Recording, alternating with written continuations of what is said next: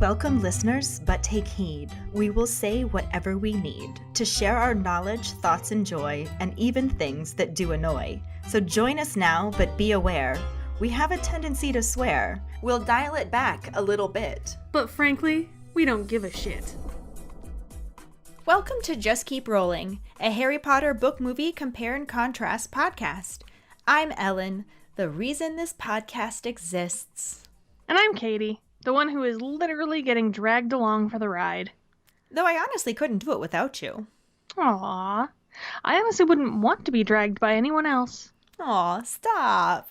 Go on. I will go on, right into the rolling rehash. Before you do that, we do want to mention that the audio might sound a little weird on this episode. A little bit. We're both quarantined, so we're doing our record over Skype.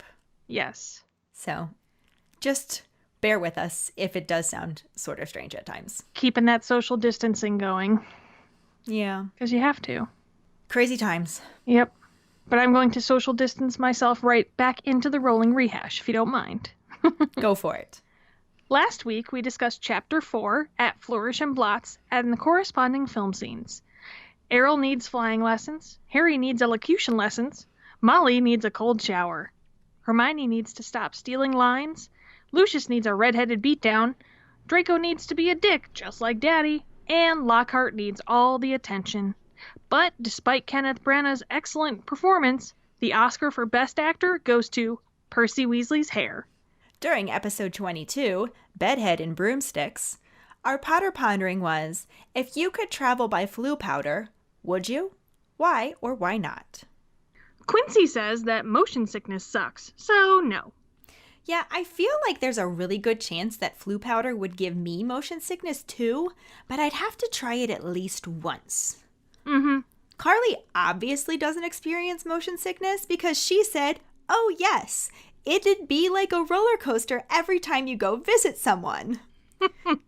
So I don't think she experiences motion sickness. No. But she also said that it seems stressful, but you can go anywhere.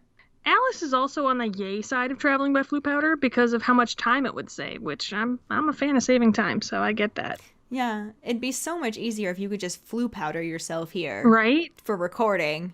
Right, exactly. Obviously, we can't do that right now, but yeah, in the future. Andy is pro Floo powder too. He says, absolutely, I would try all modes of magical relocation. Yeah, overall it seemed like a fairly even split. A lot of people said that they would prefer to use brooms or apparate.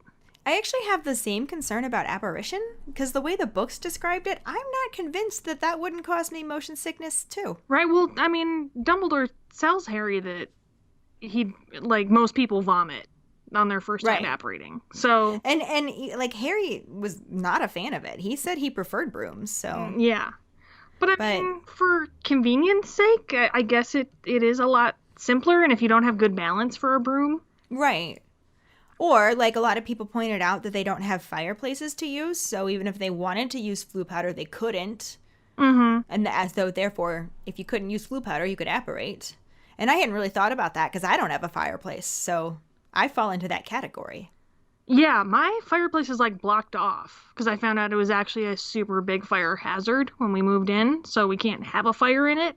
So I was like, okay, well, I'd rather not let bugs in there, so we just blocked it off. You could have gotten an eclectic fireplace like the Dursleys. A little bit, yeah. Remember how he said it was electric? Yeah.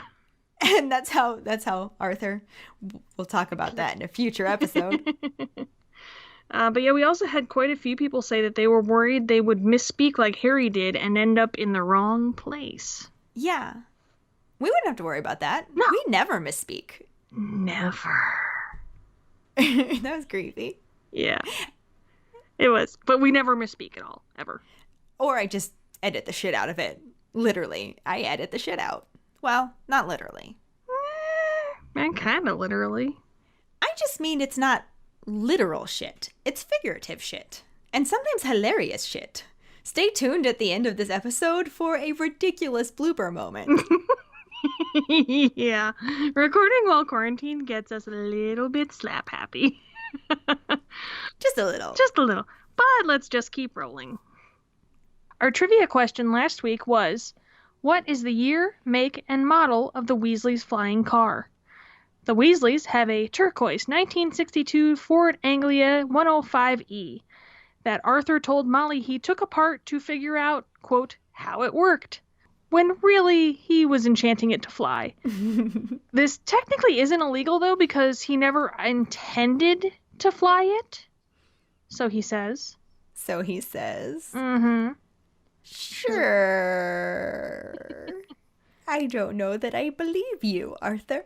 But anyways, congratulations goes to Quincy, who was the first person to answer with the completely right answer. Though we do want to give a shout out to Alice for being the actual first person to answer.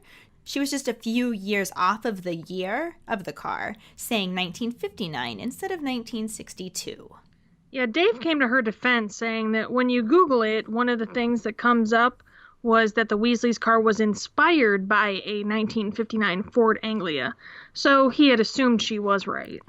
Yeah, we got the idea for the question out of a Harry Potter magazine I'd bought from Costco a while back, which published that the car specifically used was the 1962 Ford Anglia 105E. And if you Google the question exactly as we asked it, that is the answer that comes up.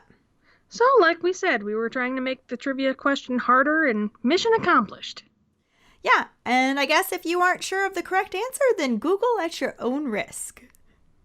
But props to Quincy, Alice, and Dave for being ready to respond so fast. I can't wait to see who answers this week's. Let's just keep rolling into Chapter 5, The Whomping Willow, and the corresponding film scenes.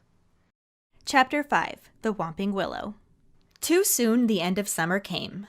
Harry is looking forward to going back to Hogwarts, but his month with the Weasleys had been the happiest of his life. Their last night, they had a huge, amazing meal. Fred and George set off fireworks, then everyone had one last mug of hot chocolate before bed. The next morning was very chaotic. They managed to get everything loaded into the blue Ford Anglia, which Mr. Weasley had secretly magically expanded to fit everyone and their things. They all pile into the car, but don't make it very far, because George forgot his fireworks, Fred forgot his broom, and Ginny forgot her diary. Despite running very late, Mrs. Weasley still refuses to let Arthur fly the car there.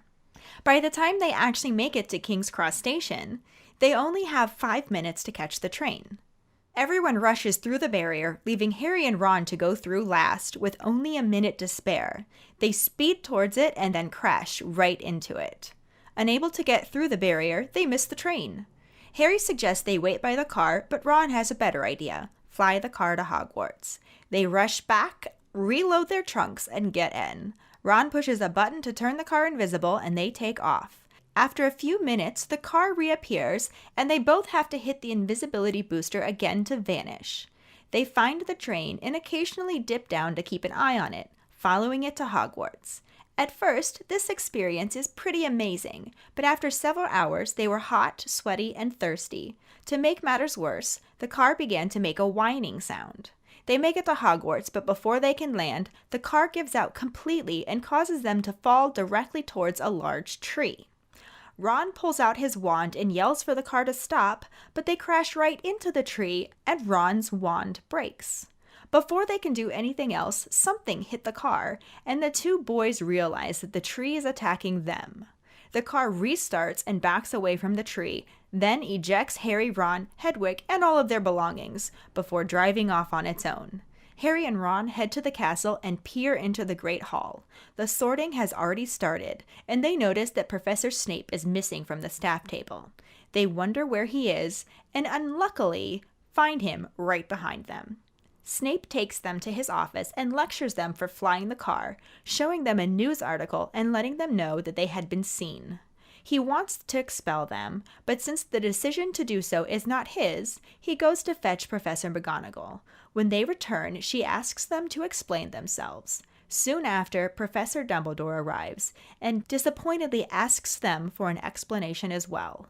The boys are sure they are going to be expelled, but are instead given detention. Dumbledore also says that he will write home, and that anything else like this and he will have to expel them. Professor McGonagall informs Ron that Ginny was also sorted into Gryffindor and leaves them with sandwiches and instructions to go straight to Gryffindor Tower when they finish eating. They eat and wonder why they couldn't get through the barrier, then head to the common room. Hermione finds them outside the portrait hole and asks them about the rumors going around. They tell her they did fly there, but they weren't expelled, and she scolds them. They all enter the common room, and the other Gryffindors are super impressed with Harry and Ron for arriving in a flying car, though Percy is headed their way and does not look pleased. To avoid him, they rush upstairs to their dormitory, where they are greeted by Seamus, Dean, and Neville, who are all quite awestruck. In the movie, the Weasleys and Harry arrive at King's Cross Station at 10:58 with only 2 minutes to get onto the platform. Everyone goes through the barrier between 9 and 10, leaving Harry and Ron to go through last. They run toward it with their carts, crash right into it, and get yelled at by the station guard. Harry stammers that they lost control of the trolley and then asks Ron why they can't get through as the clock strikes 11. Ron worries that his parents won't be able to get back through, and Harry suggests that they wait by the car. Ron says, "The car!" And the scene transitions to the car lifting off in broad daylight, to the astonishment of several Muggles.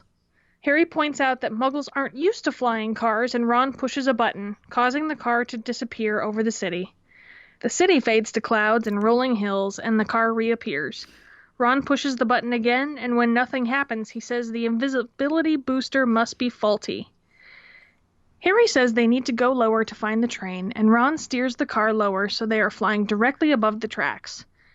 They figure they can't be far behind, hear a train whistle, and realize the train is coming up fast behind them.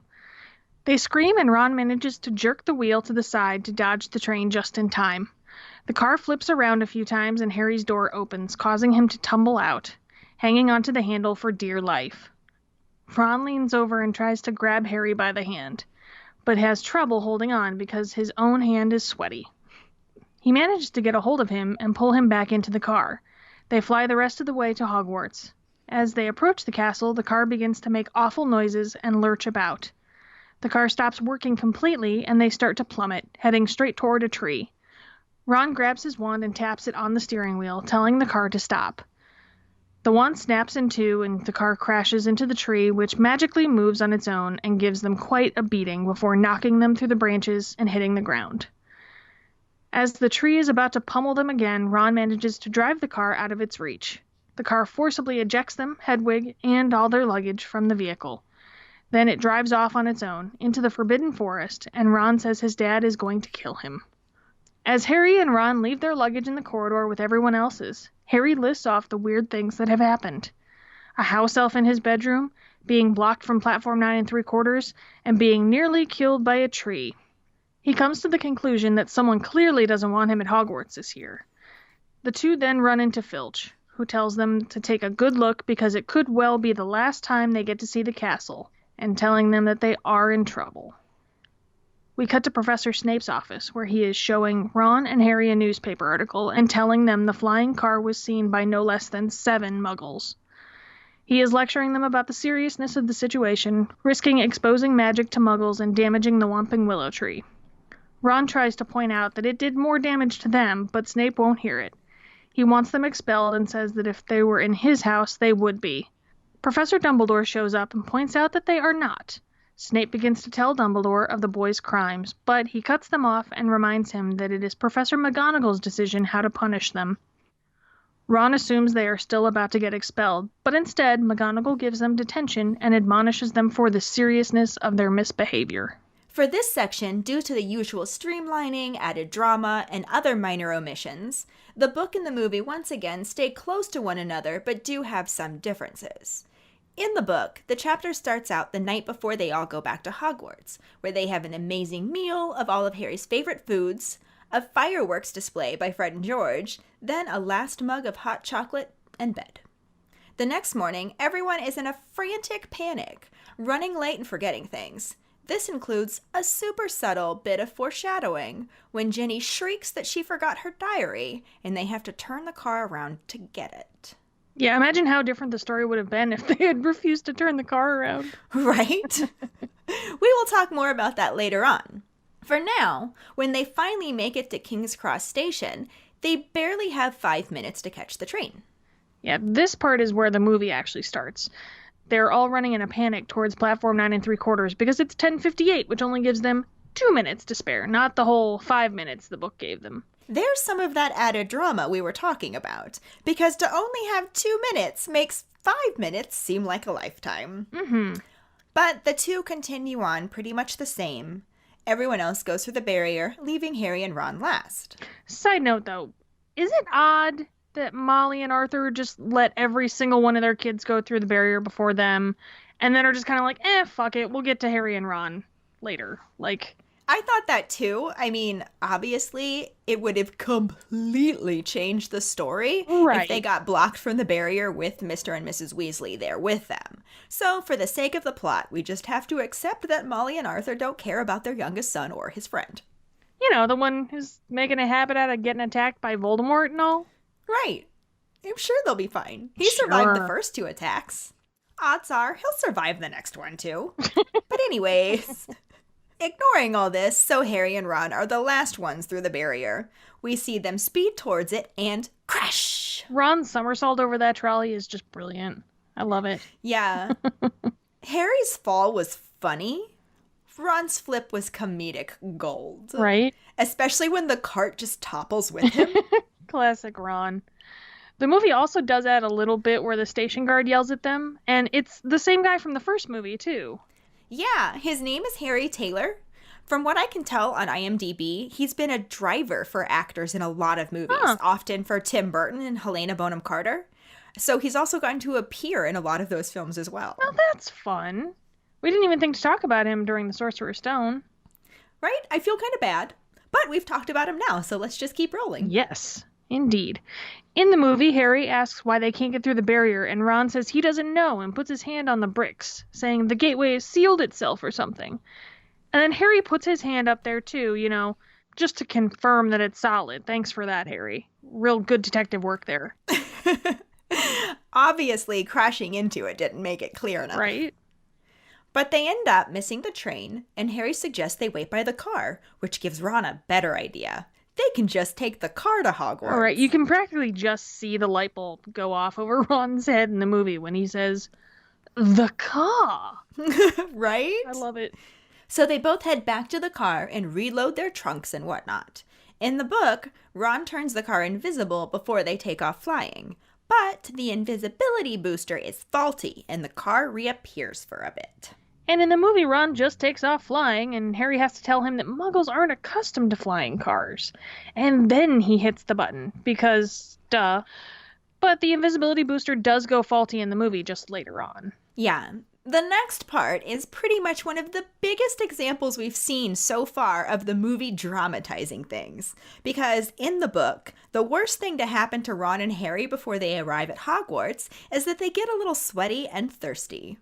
And anytime I think of someone sweaty, it makes me think of one of my kindergartners back when I was teaching in Tennessee. He was complaining about it being too hot outside and wanting to go inside, saying, "It's hot. I'm sweaty. I'm sweaty." I'm Schweaty. That's fun. There was some Schweatiness in the movie. However, it goes far beyond that. It has them dip the car lower to try and find the train, and they can hear it. They must be getting close.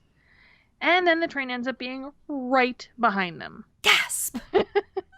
Then you have the cheesy addition of Hedwig's eyes widening. Which is just so realistic. Mm-hmm. But Ron has to jerk the wheel to the side to dodge the train, and then somehow Harry's car door just, opens on its own. I mean, the car is a 1962 Ford Anglia 105E. Maybe the door latch is just faulty after all these years. Just like the invisibility booster. Yeah. Also, Harry decides without the danger of crashing in midair that he doesn't really need a seatbelt, so he falls right out of the car, just managing to grab the handle before he plunges to the ground. And once again, Harry has no problem putting on his sassy pants when in peril, calling Ron out for his sweaty hand. He's sweaty. Despite the sweaty hand, Ron manages to pull Harry back into the car, and then they make it the rest of the way to Hogwarts. At this point, the book and the movie line back up fairly well. The car starts making noises and lurching about before the engine shuts off and they just plummet towards a giant willow tree. Yeah, and Ron pulls out his wand and starts tapping it on the steering wheel, telling the car to stop, stop, stop. What does Ron think is going to happen? Telling the car to stop midair? Is he just hoping gravity suspends and they just hang there? Well, I mean, Hermione isn't with them, so Ron isn't exactly full of great ideas. Obviously. Because stop, stop, stop not only doesn't work, it breaks his wand. And then they crash into the tree. The movie had Ron's line basically word for word when he looks at his broken wand. My wand! Look at my wand! And Rupert Grint's delivery is, as always, amazing. Like, that squeaky voice just kills me. I love it. Oh, yeah. That's not how I heard it in my head when I read the book, but it was so much better. And this is one of those instances that we were talking about in the last episode, how he really starts to harness that squeak for comedic effect. Yeah, for sure. The movie also added in some sass from Harry in the form of, be thankful it's not your neck. Yeah, in the book, he started to say that he was sure they'd be able to mend it back at the school, but before he can, the tree starts pummeling them, because of course they hit a tree that hits back. Well, of course. Then we get Ron's high-pitched squeak of, what's happening? And once again, Rupert's delivery is phenomenal. I mean, his facial expressions are amazing. I just love them. Oh, yeah. And I love him. Faces and voices. He does them both so well. So another slight difference is that in the book, the car hits the tree and immediately drops to the ground where the tree begins to hammer them with its branches. The movie has the car get stuck in the tree.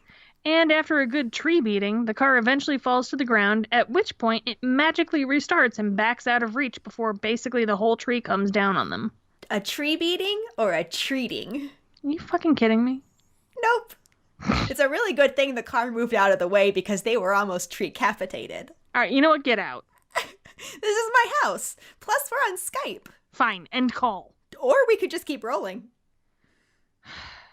Fine, just keep rolling. Knock that shit off. So the car gets out of reach and then ejects Harry, Ron, Hedwig, and all of their stuff. Then drives off on its own. Yeah, the invisibility booster and passenger door latch may be faulty, but that ejector seat works just fucking fine. At this point, the movie deviates from the book a little. Because in the book, they sneak into the castle and peer through the Great Hall door. They see that the sorting has already started and that Snape is conspicuously missing from the staff table. They start speculating about why he was missing, gleefully hoping he's ill or thinking that he's been sacked or quit since he still hasn't gotten the Defense Against the Dark Arts job. And then who shows up right behind them? Severus Snape. Awkward. Right? Yeah, honestly. The movie has them head into the castle with Harry listing all the weird shit that's been happening to him over the summer and coming to the conclusion that clearly someone doesn't want me here this year. Like, no shit. Really? Like, what was your first hint? Honestly. But then they run right into Filch and Mrs. Norris. Mrs. Norris and her extremely red eyes. They gave her Voldemort's eyes. Right? Honestly, those were the eyes I was expecting for Voldemort. Like, completely. Yeah, they're so red. Yeah. I love them. It's kind of creepy that they're on a cat, but whatever. But Filch tells them that they should take a good look around because it could well be the last time they see the castle.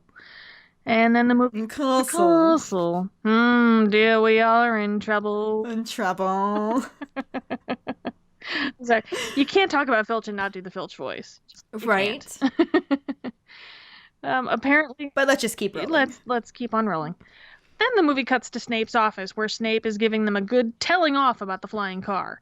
Apparently they were seen by no less than 7 muggles. They actually used the number 7 in a movie. Right? Seriously.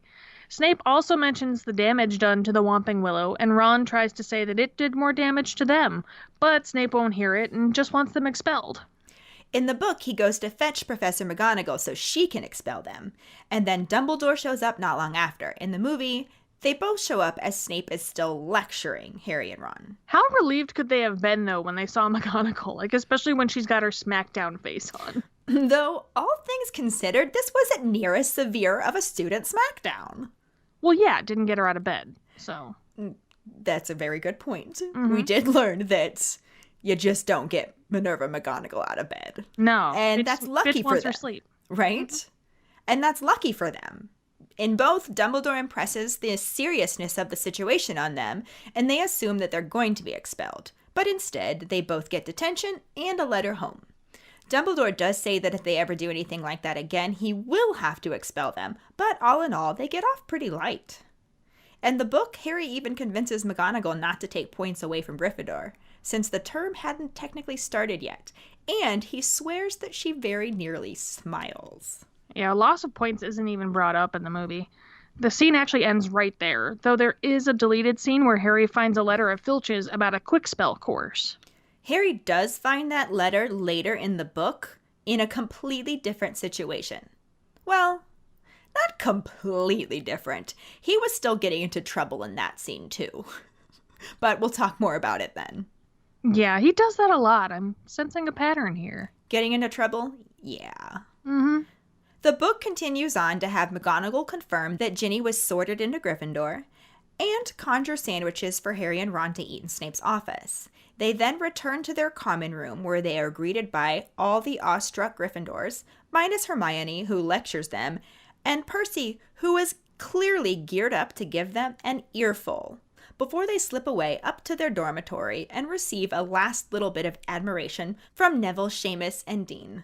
There is a little part, too, where Ron and Harry both kind of feel guilty about how pleased they are with all the attention that they got. Mm-hmm. They mention that in the book as well. That's the end of the chapter.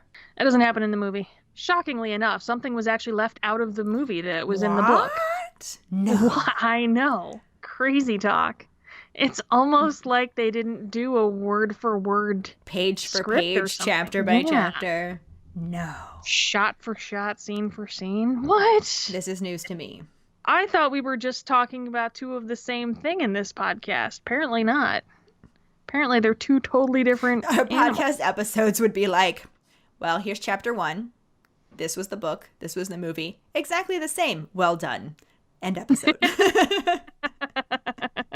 Which, for these first two movies, it's been relatively close to that. I will say that much. And they have been doing a pretty good job.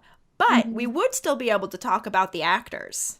True. And how they bring the characters to life, such as the actors in this scene. Yeah, actor-wise, in addition to Harry Taylor, who we mentioned earlier playing the station guard, maybe a little bit, what's that word? Maybe a little bit typecast. I don't want to judge, but a little bit. We also get to see David Bradley as Argus Filch again for the first time this movie.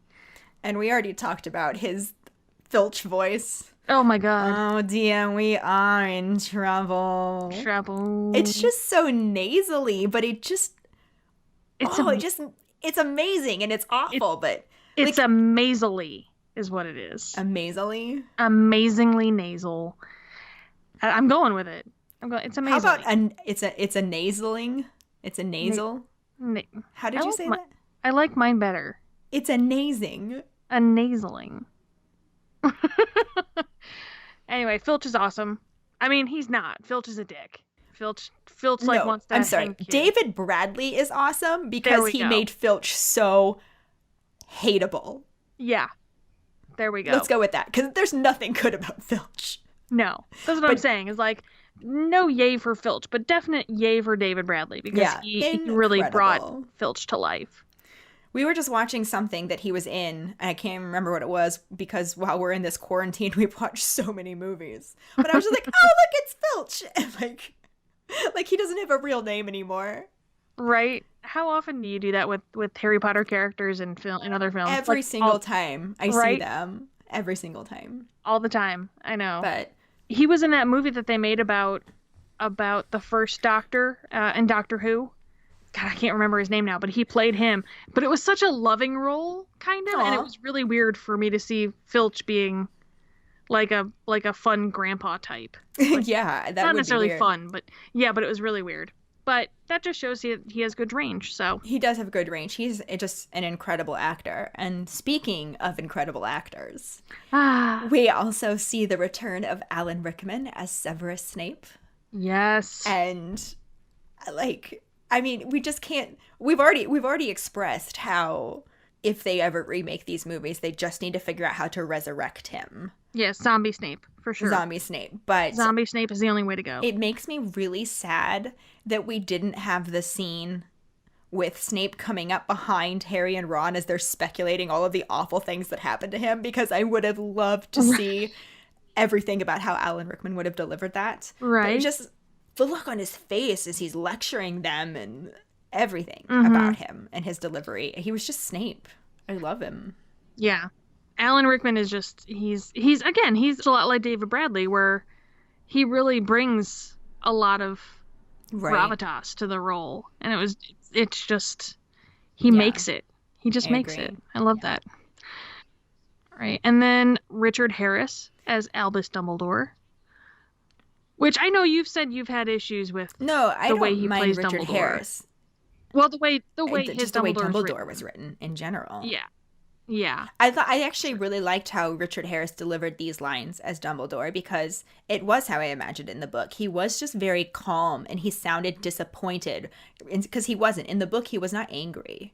He just was like, very calmly, please explain why you did this. Yeah, just wait until Harry puts his name in the goblet of fire. Right? But Harry was, they even say in the book that Harry was more bothered by the calm disappointment in his voice than he would have been had he shouted. Well, yeah, that's how parenting works. And so I really liked the way Richard Harris played this. It felt very authentic. Yeah, I was going to say, it felt like he had a lot of real life practice. You know what I mean? Probably. Yeah. But he's always just wonderful. I really wish, I know this is way jumping ahead, but I really wish we could have seen him do more with Dumbledore. I wish that he could have gone beyond this film. Yeah. Although I do agree. I think that not so much in the case of this film, but for the sake of future films, I do think the way that they characterized him in the first two films, he was a little bit frail. Like, he seemed a little frail, that I don't know that particular characterization would have held up. Well, going into later books, knowing what we know. But in the fourth book is the first time that Harry really ever gets an inkling of why they say that Dumbledore is the only wizard that Voldemort fears. So I feel like it's not something that he just exudes. It's something that he harnesses when he needs to. And I feel like that is something I could see Richard Harris pulling off. But it's a moot point, so we'll end up talking a lot more about the changes in Dumbledore as we go on with this. The last actress that we saw during this scene was Maggie Smith as Minerva McGonagall, and of course, Queen, we love her. I love Maggie Smith. I really wish that we could have had more of her lines talk, like especially like having Harry ask her not to take the points away, because technically the term hasn't started yet. I just feel like she could have played that so well, and I wish we could have seen it. Yeah, there's a lot of moments that Maggie Smith did not get to shine as she was supposed to.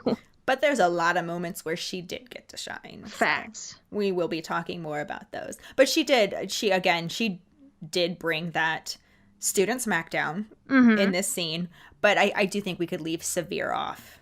Yeah. It was just student smackdown. Oh yeah. I do love the way that, like, when Ron's all scared that she's gonna expel him, and she's just like, not today, Mr. Weasley. Like, right? Oh, I just love that accent delivery. It's just amazing. It's so perfect. Yeah, everything about her voice, and just there's something so McGonagall about it. But yes, there's something so McGonagall, but there's something so I almost want to, like, this is gonna sound really weird. She makes me feel at home. I don't know why. It's just something about her voice. I'm telling you, she's teacher goals for me. Yeah. She's teacher goals. Love her. McGonagall. But that brings us to this week's Potter Pondering, which is, what do you think about Molly and Arthur going through the barrier before Ron and Harry and just leaving the bitches to fend for themselves? Right? I mean, like we said, we obviously know that for the sake of the plot, that's how they had to do it. Yeah. But do you guys have any theories about why they would have, or just opinions as to that happening? Did it jump out at you like it jumped out at us? Let us know. We will make a post about this on the Facebook page. I'm wondering, how long do you think it took for them to figure out that Harry and Ron weren't there, too? Right. Was it just, like, immediate? Like, well, they were right behind us. We know they're right behind us. Or were they in such a hurry with Ginny, trying to get her on the train with only, 2 minutes to spare? Right. That maybe they didn't realize for quite a while, even. If somebody is feeling extra creative during this quarantine, because who knows how long it's going to go on, please give us a scenario of what you think happened between Molly and Arthur. Just write us a little short story. I would love some fan fiction about Molly and Arthur's realization to the car being gone, and imagine that one up for us, please. Were they able to get back into King's Cross onto the platform, If it was closed one way, could they come back through? And was it only closed to Harry and Ron? Could anybody else have gone through if it wasn't Harry and Ron? Did Dobby make it specific? You have like 17 Potter Ponderings to answer for us, so. You do. Get on it, guys. Get on it. That will bring us to this week's Sorting Hat story, which is from my very own husband, Len Ganley. He's a good guy. I like him. You should keep him around. Yeah. Just let me read this to you, and you're going to see why I do. He writes, I am a muggle. As far as Hogwarts houses go, I most identify with Ravenclaw, though, to be honest, I never eagerly awaited my letter from Hogwarts, because I didn't know there was a place called Hogwarts.